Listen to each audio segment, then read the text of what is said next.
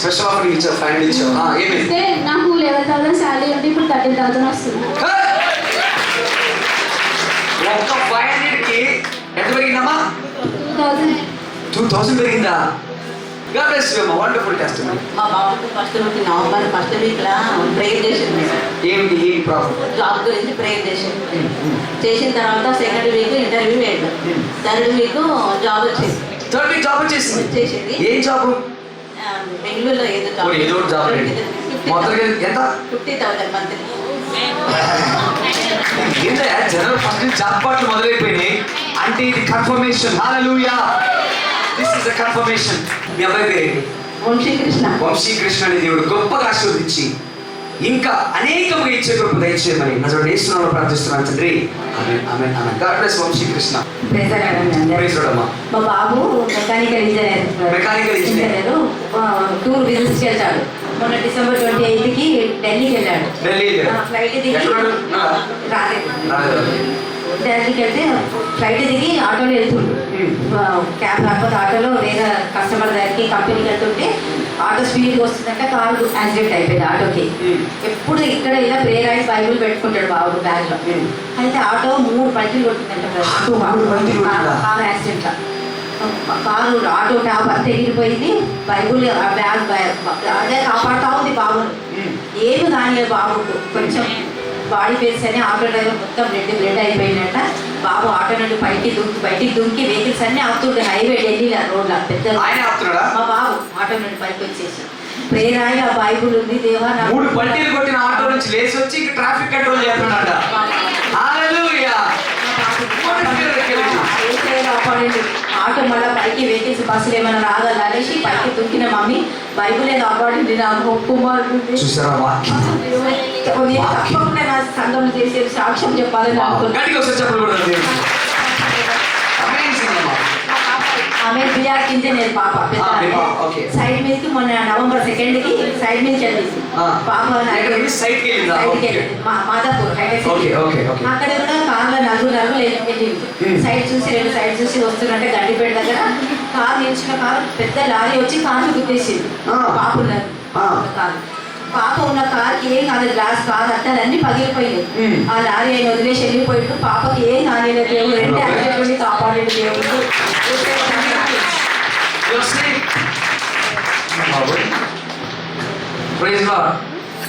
అంటే ఈ 2018లో కనీసం కోడి ఏక కానీ పావురు ఏక కానీ మీద పడదు. God will save you that way. Amen. Yeah, tell me what happened, sister. 31st రోజు చెల్లి ఇక్కడికి వచ్చి మీరు బ్లెస్ చేసిన కార్డ్ తీసుకొని నాకు ఇచ్చింది.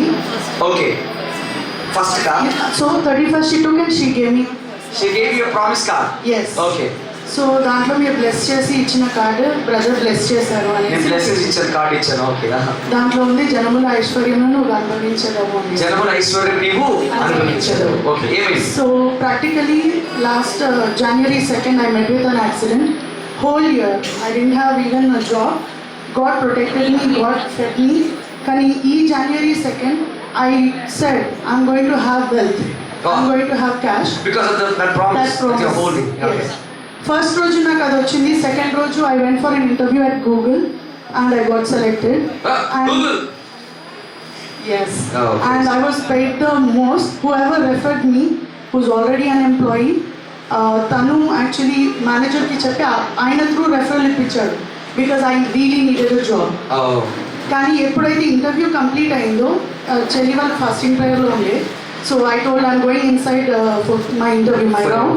Yeah. And they were still in prayer. I came out and I told I already got selected. Wow, hallelujah. వాగ్దానం వచ్చిందంట ఆమె చేతికి. మన సంఘం నుంచి ఒక వాగ్దానం తీసుకెళ్ళారు. జనముల ఐశ్వర్యం నీవు అనుభవించదము అనే వాగ్దానం. And all my friends who are already working, who referred me, అందరికంటే ఎక్కువ సాలరీ నాకు దేవుడు ఇచ్చాడు.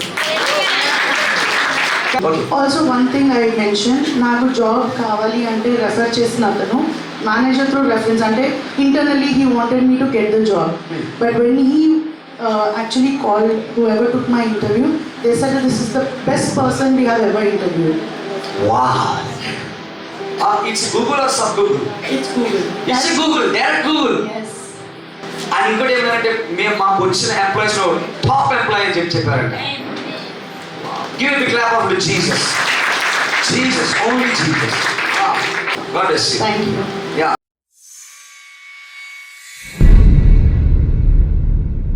శ్రమదినమందు నీవు కృంగిన ఎడలా నీవు చేతగాని వాడవే. హల్లెలూయా. మనం శ్రమలో కృంగిపోయేవారమా, లేదంటే సరే అసలు శ్రమలో ఏం చేయాలి ఎవరికైనా తెలుసా? మీరు ఇవన్నీ రాసుకుని ఇవి ముత్యాలు ఇవన్నీ ఇప్పుడు బాగుంటావు, కష్టం అంతా పోయిన తర్వాత నాకేం కష్టం లేదుగా అంటావు. కష్టం వచ్చినప్పుడు మళ్ళీ నీకు అర్థమైంది, అమ్మా అన్న చెప్పాడు కదా ఆ మెసేజ్, అది దిద్దే బాగుంటుందని అప్పుడు తీసుకుంటావు.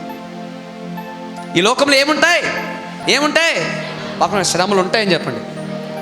కొంతమంది ఏంటంటే కొంచెం శ్రమ కష్టం వచ్చిన వాళ్ళ ముఖం చూడండి మాడిపోయింది, ఆమ్లెట్ మాడిపోయినట్టు. అక్క అన్న, నువ్వు వెళుతున్నటువంటి సమస్య ఈ లోకంలో ఉన్న ప్రతి ఒక్క సృష్టి కూడా వెళుతుంది. హల్లెలూయా. అంటే శ్రమ నీకు ఎలా మారాలి? సమాధానంగా మారాలి. అప్పులు ఇంటికి వచ్చారనుకో, ఇంట్లో కూర్చొని సమాధానం. ఆయన మన కొరకు దరిద్రుడై నన్ను ధనవంతుడిగా చేశాడు, నాకు సమాధానం అనుకోలేదు. ఇంటి దగ్గర కళ్ళు మూసుకుని ప్రార్థన చేసుకుంటూ ఉంటావు, టక్కన సౌండ్ రాదు. ఏంటి ఆ సౌండ్ రాదంటే పక్కింటి ఆమె పిలిచింది, ఎప్పుడు ఇవ్వనామా డబ్బులు ఇవ్వడానికి పిలిచింది, ఈడటి బారిపోయాడు, నీ దగ్గర రాడు. Yeah, God can turn everything. అర్థమైంది ఏం చెప్పాను? ఎప్పుడు ఇవ్వనమ్మా అప్పుడే ఆ రోజు ఇచ్చింది. నీ దగ్గర డబ్బులు లేవు, ఏం చేయాలి ప్రభు? ఆ శ్రమ నీకు ఎలా మారాలనే దేవుడి చిత్తము సమాధానంగా మారాలి. అందులో కష్టంలో నేను సమాధాన పడతాను. ఏసయ్య కూడా శ్రమలోంచి వెళ్ళాడా లేదా? సిలువ ఊరికి ఎక్కాడా ఏసయ్య? అంత శ్రమల్లో నుంచి గనక ఏసయ్య గనక పరలోకానికి వెళ్ళకపోతే ఇప్పుడు ఈరోజు నేను ఇలా నిలబడి మాట్లాడి ఉండేవాడిని కాదు. ఈరోజు నువ్వు ఇలా కూర్చుని ఈ వాక్యం వినేదానివి కాదు. ఎందుకో తెలిసి ఇదంతా కూడా పరిశుద్ధాత్మ అనే ఒక వరము. వా, అందరూ బాధపడుతుంటారు శిష్యులు, అయ్యా ఏం జరుగుతుంది అయ్యా నువ్వు వెళ్ళిపోతున్నావా? అయ్యో వద్దయ్యా. వీళ్ళు మరీ ఓవరాక్షన్. సిలువెక్కుతున్నాడు ఏసే, అయ్యా నా కొరకు ఏడొద్దు, నీ కొరకు నీ కుటుంబం కొరకు ఏడు. ఎందుకు చెప్పాడు బ్రదర్? ఈ ఏసే సిలువలోకి ఎక్కేటప్పుడు కూడా ఏసీ ఎందుకు ఈ మాటలు చెప్పాడు? ఆయన అంత శ్రమలో నుంచి వెళుతున్నా ఎందుకు ఏసీ ఈ మాటలు చెప్పాడు? ఎందుకంటే ఏసీకి తెలుసు ఆ శ్రమ రేపటి దినాన సమాధానంగా మారుతుంది. హల్లెలూయా. Jesus knew that this problem and tribulation will turn into a great testimony. శ్రమ, కష్టం, నాయనా, అమ్మ, అయ్యో పక్కన యాక్షన్ చేయొద్దని చెప్పండి. ఏసే కూడా ఎలాగంటాడు, యాక్షన్ చేయకండి, ఎందుకు ఓవర్ యాక్షన్ చేస్తాడు? నీ కొరకు నీ కుటుంబం కొరకు ఏడవండి అంటాడు. ఎందుకు అలా అన్నాడని ఒకరోజు అడిగాను నేను దేవుడిని, ప్రభు నువ్వు ఎంత తగ్గింపు స్వభావం అయ్యా నీకు, ఎందుకు ఈ మాటలు చెప్పావంటే అప్పుడు ఏసే టెక్నిక్ ఒక మాట చెప్పాడు. చెప్పమంటారా? ఆయన ఆ కష్టంలో గనక ఈ మాట చెప్పకపోతే, ఇది చాలా ప్రవచనాత్మకంగా ఈ మాట శిష్యులకు చెప్పాడు. అక్కడ ఉన్న వాళ్ళు ఎవరికి అర్థం కాల, బుర్ర కొట్టుకున్నారు, ఇదేంటయా లోకంలో కష్టాలు ఉండే అంటున్నాడు, ఇదొక వాక్యం అయితే నా గురించి ఏడవద్దంటాడు.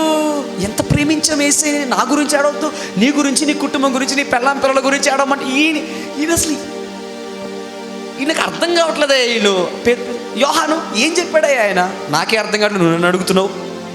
సరే ఈ యోహాను గడి అయితే మరీ చాలా డీప్ ఈయన. సరే ఆంధ్రేయ నీకేమైనా అర్థం? ఓహో ఊరుకో, ప్రధాన శిష్యుడు నువ్వే, నీకు అర్థం కానప్పుడు నాకేం అర్థమైంది? అప్పుడు ఎవరికి అర్థం కాల? ఇదిగో ఈరోజు ఈ బొడ్డోడు ఉన్నాడే,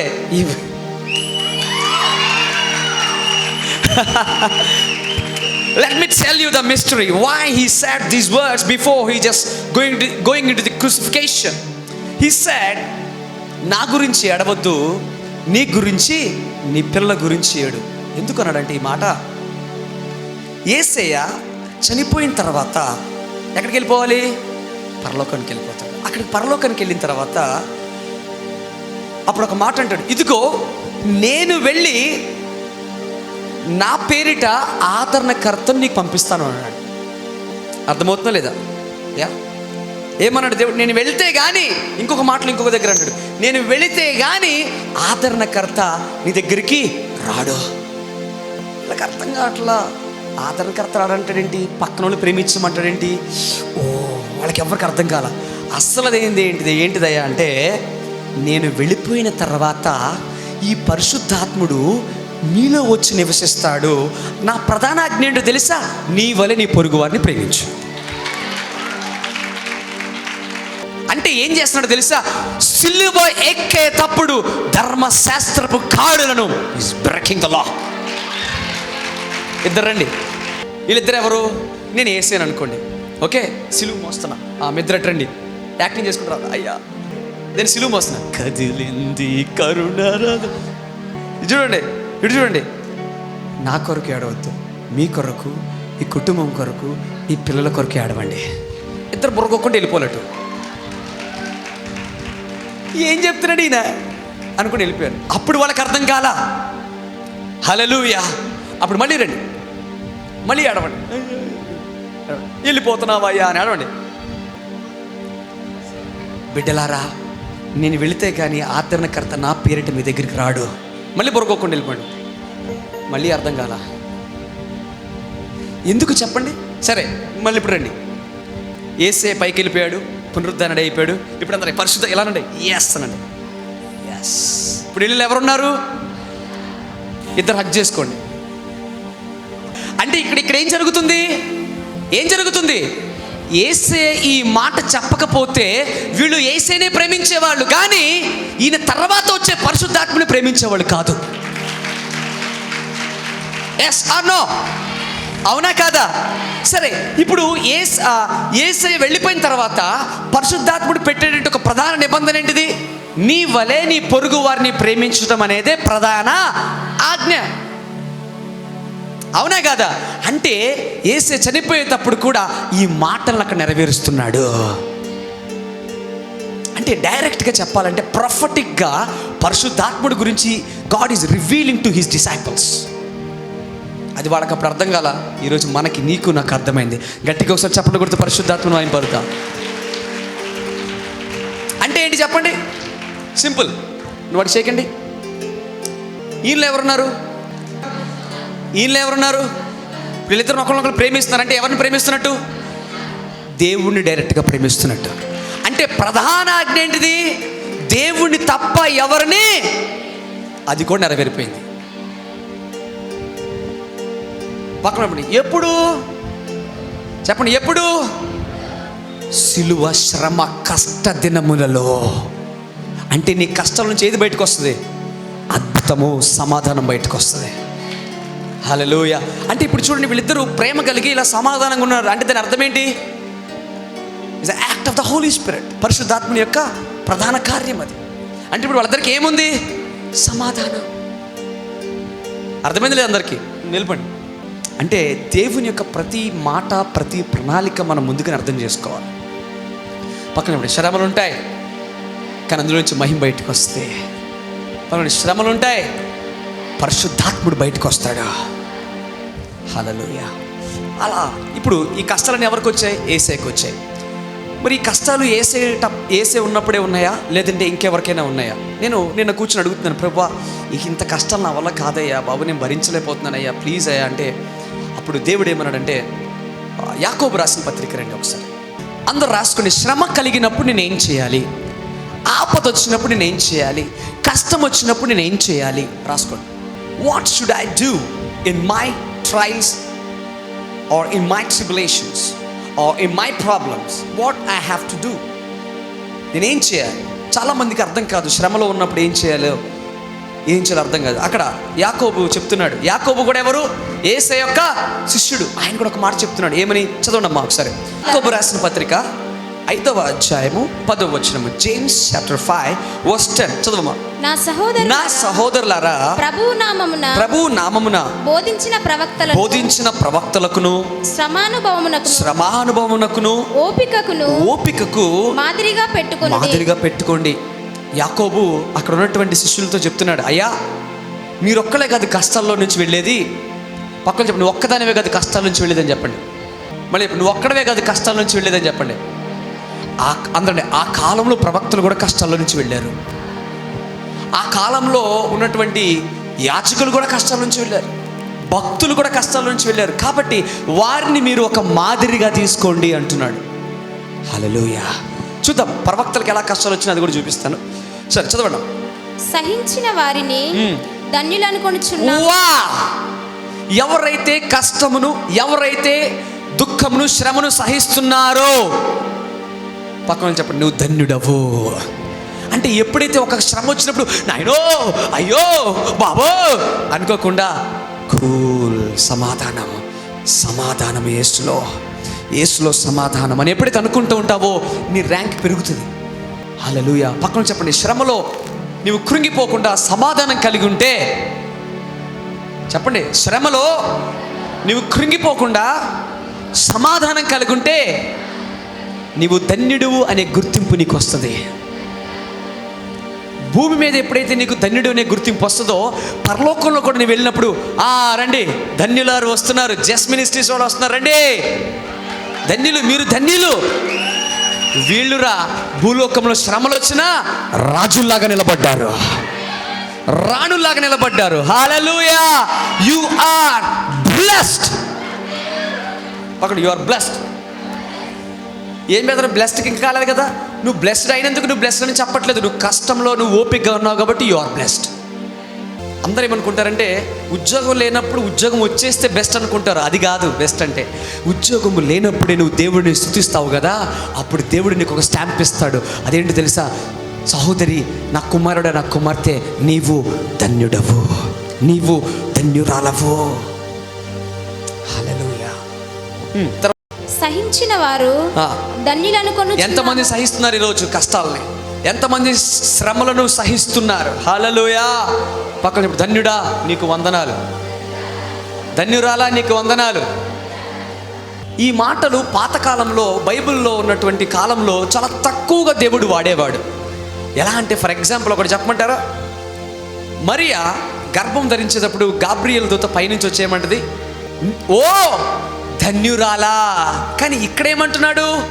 కష్టముని ఎవడైతే ఓపికతో సహనం కలిగి ఉంటాడో వారందరికీ ధన్యుడు, ధన్యురాలని బిరుదిస్తున్నాడు. ఆమేన్. పక్కన చెప్పండి, నువ్వు ధన్యుడవు, ధన్యురాలవు. ఎందుకు? ఆ కష్టాన్ని ఆపుకున్నా. ఈ కష్టంలో కూడా నేను దేవుడిని విడిచిపెట్టను, ఈ బాధలో కూడా నేను దేవుడిని విడిచిపెట్టను, ఈ శ్రమలో కూడా నేను ప్రార్థించడం విడిచిపెట్టని నువ్వు రోషంగా నిలబడ్డావు కదా, దేవునికి ఒక స్టాంప్ ఇస్తాడు. ఆ స్టాంప్ ఏంటి తెలుసా? అందరండి ధన్యుడు, అందరండి ధన్యుడు. ఎవడు చెప్పాడు నువ్వు పేదనివని? ఎవడు చెప్పాడు నువ్వు అడుక్కునేదానివని? ఎవరు చెప్పాడు నీకు ఉద్యోగం లేదని? హల్లెలూయా. పక్కన నేనైతే ధన్యుడు భయ్య అని చెప్పండి. మనం చేసే ప్రతి కార్యము విశ్వాసపు కార్యాన్ని దేవుడు పైన చూస్తున్నాడు. ఆమేన్. ఉత్తనే అనమన్ను దేవుడికి అటెన్షన్. అమ్మ వీళ్ళేంటి ఇట్లా యాక్టింగ్ చేస్తున్నారు, అమ్మో వీళ్ళు నిజమైన యాక్టింగ్ చేసేవాళ్ళు. ప్రభు దూతలు వీరికి వెళ్ళి సహాయం చేయండి, వీరు విశ్వాసముతో యాక్టింగ్ చేస్తున్నారు. క్రియలేని విశ్వాసము చెప్పాలి. క్రియలేని విశ్వాసం ఉందండి. విశ్వాసం ఉందంటే సరిపోదు, యాక్షన్స్ కూడా చేయాలా. నేను ధన్యుని రాబాయ్, ఇంకెక్కువ మాడితే క్రైస్తవుని రాబాయ్ అనాల. ఓకే. దేవుడు అందుకే నేను ఎప్పుడు ఒకటి నమ్ముతాను, నిన్న అద్భుతం జరగలేదా, విశ్వాసం కలిగి ఉండు. ఇవాళ అద్భుతం జరగలేదా, అయినా ఓపిక కలిగి ఉండు. రేపు నీకు తప్పక అద్భుతం దేవుడు చేసి తీరుతాడు. ఎందుకు తెలుసా? మన దేవుడు నిన్న, నేడు, చెప్పాలి రేపు కూడా ఉన్న దేవుడు. ఆమేన్. పక్కన రేపైనా నీకు అద్భుతం జరగాల్సిందని చెప్పండి. రేపటి వరకు ఎందుకు? ఈ వాక్యం వింటుండగా నీకు అద్భుతం నేను రిలీజ్ చేస్తున్నా యేసు నామములో. I release a miracle in Jesus name. Jobs receive in Jesus name. Finances receive in Jesus name. Blessings receive in Jesus name. Health receive in Jesus name. అందరండి I receive అనండి. Yeah, when prophet of God says, you should say yes, I receive. Amen. రాసుకోండి. శ్రమల్లో నేను ఏం చేయాలి? చదవమ్మా. సహించిన వారు ధన్యులను కొనుచున్నాము కదా. ధన్యులు అనుకుంటున్నాము కదా. మీరు యోబు యొక్క సహనము గూర్చి వింటిరి కదా.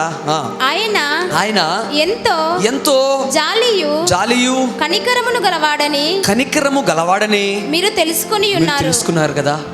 అమ్మ ఒక మాట చెప్పమంటారా? యోబుకి ఇచ్చేంత కష్టం మనకి ఇచ్చాడా దేవుడు? ఎంత ధన్యులు మనం. అందుకే దేవుడు మనల్ని ఏమని పిలుస్తున్నాడు? ధన్యుడు. ఒకవేళ యోబులాగా నీకు ఇస్తే ఓ మై గాడ్, కానీ ఇవ్వడు. ఎందుకో తెలుసా? ప్రతి శ్రమ, ప్రతి కష్టము, ప్రతి నింద ఎవరు భరించారు సిలువలో?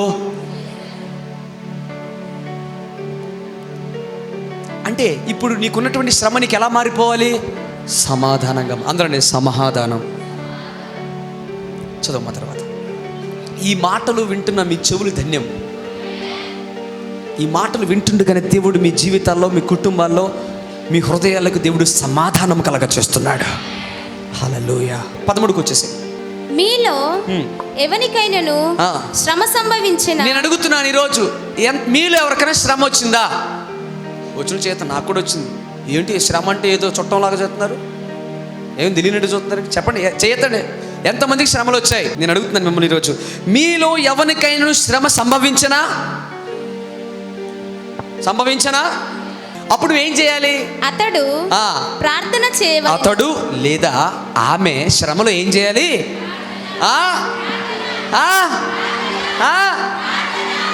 ఇజ్రాయేల్ లాగా శ్రమ కలిగినప్పుడు గొనక్కూడదు. ఏం చేశావు, ఏం వచ్చింది, బస్సులు కట్టించుకుని మౌలాల నుంచి వస్తున్నావు, ఏమైంది మాకు?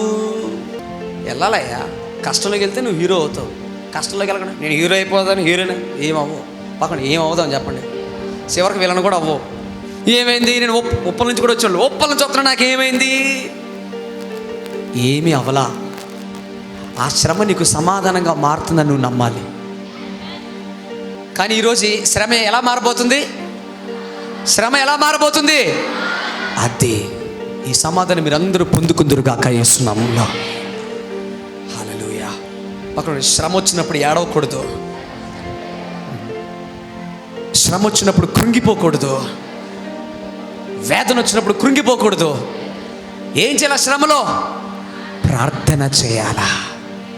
ఏం చేయాలమ్మా?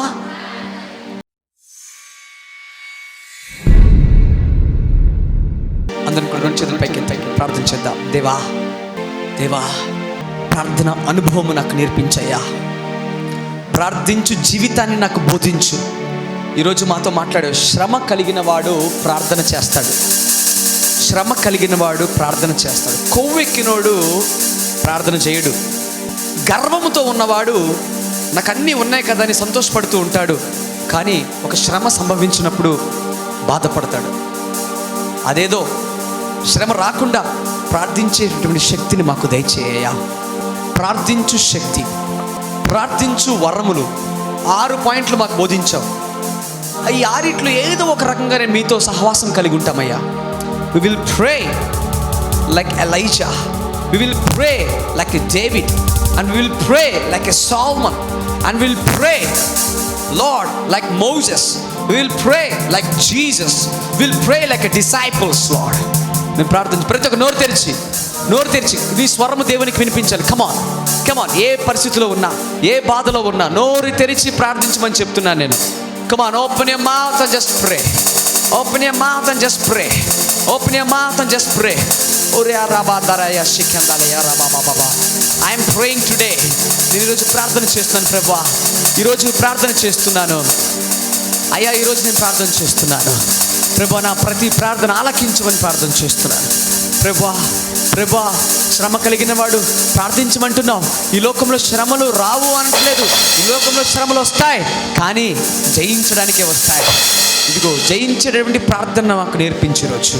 జయించేటటువంటి ప్రార్థన నేర్పించు ఈరోజు ప్రభువా. ఇక్కడ ఉన్నటువంటి దేవుడు చెప్తున్నాడు, ఈ 600 మందిలో, ఈ 650 మందిలో కూడా దేవుడు ప్రతి ఒక్కరిలో ప్రార్థన జీవితాన్ని నింపబోతున్నాడు ఈ రోజు నుంచి.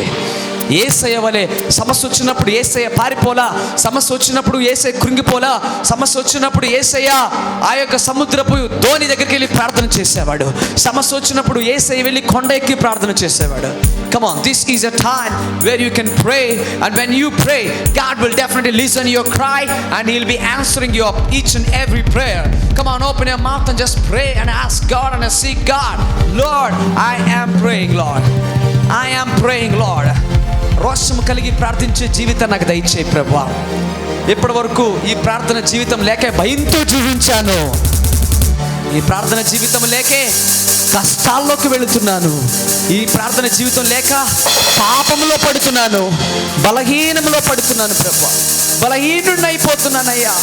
బలహీనరాలు అయిపోతున్నానయ్యా. నన్ను ఎవరు పట్టించుకోవట్లేదు, నన్ను ఎవరు చూడట్లేదు, నన్ను ఎవరు కూడా చేర తీసుకోవట్లేదు. ఓ దేవా, ఓ దేవా, ఈరోజు నేను ప్రార్థన చేస్తున్నానయ్యా. నా ప్రతి ప్రార్థనకు జవాబునిచ్చి అద్భుతము దయచేసే గొప్ప దేవుడవు. Today I'm praying Lord. ఈ పునరుద్ధాన దినమందు ఈరోజు నేను ప్రార్థన చేస్తున్నాను. నేను ప్రార్థన చేస్తున్నానయ్యా. I'm praying Lord, I'm praying Lord. నోరు తెరిచి yes Lord, yes Lord, this is my prayer today, this is my prayer Lord, this is my prayer Lord Jesus. అయ్యా, అయ్యా, ప్రార్థన చేస్తున్నానే. మోషే అంటున్నాడు, నన్ను చంపేయి, నన్ను చంపేస్తాయి అంటున్నాడు.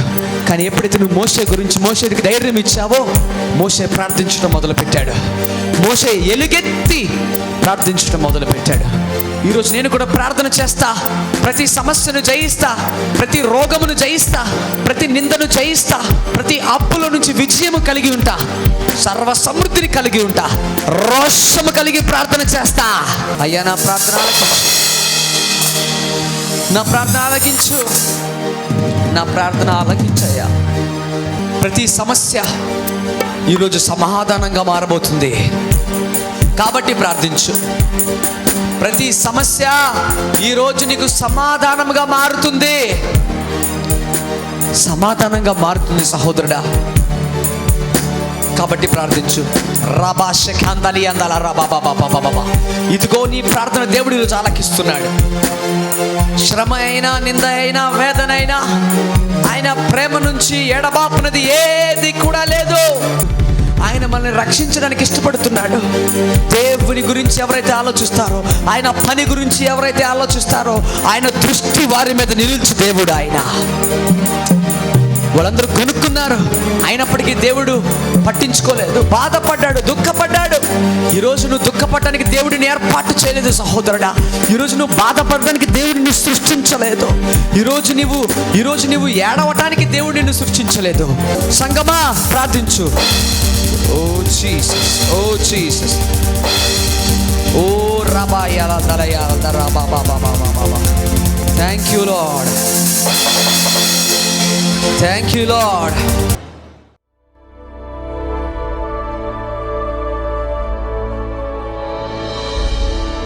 మా ఆదివారపు ఆరాధన తుము Padmarao Patel garden, HP petrol bunk ప్రక్కన, కుకట్పల్లి బస్ డిపో ఎదురుగా, కుకట్పల్లి వై జంక్షన్, మూసాపేట్. మా బుధవారపు ఆరాధన యామ్ శ్రీ షమీరా బిల్డింగ్ 4వ అంతస్తు, అపోలో హాస్పిటల్ ప్రక్కన, సెయింట్ మేరీస్ కాలేజీ ఎదురుగా, సికింద్రాబాద్. మీ ప్రార్థనా అవసరతలకు మాకు సంప్రదించవలసిన నంబర్లు 9618817711 మరియు 9618817722.